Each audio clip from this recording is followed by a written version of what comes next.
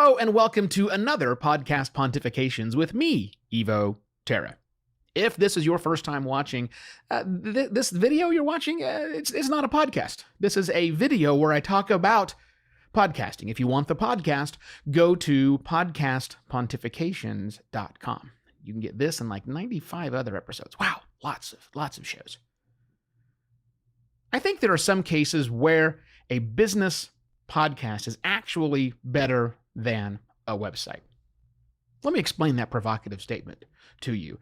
At its base, here in 2019, a calendar freshly turned, if you're listening to this in the future, or the past. No, this is the past. A website at least serves two functions. At its core, a website for a business serves two functions, at least.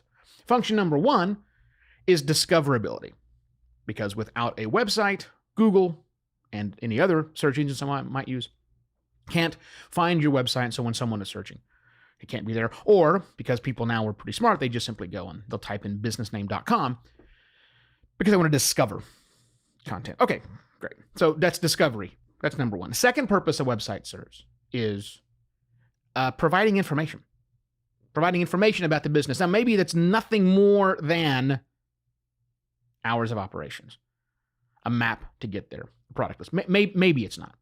And in fact, businesses with websites kind of stop at that point. That's about as far as it can go. So now I don't think a podcast is ever, well, I shouldn't say ever, but today podcasting still is not going to be a great tool for discovery for businesses. I think it's important to have one because somebody might want to be searching, but very few people are looking to discover new businesses on a podcast. So I'm not saying that, but it's that second part, the providing of information, where I think a podcast wins out over a website for businesses specifically.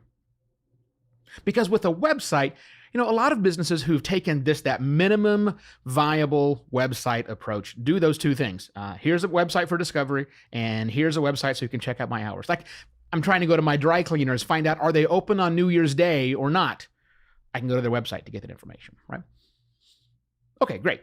But what it's not telling me, though, what a website can't do, and what my dry cleaner's website is never going to do, is really get into the details. It's not going to give me information that I really need, that I really want.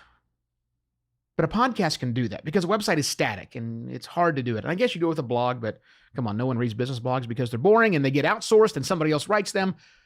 But with a podcast, you can really let the heart of your business, if you will.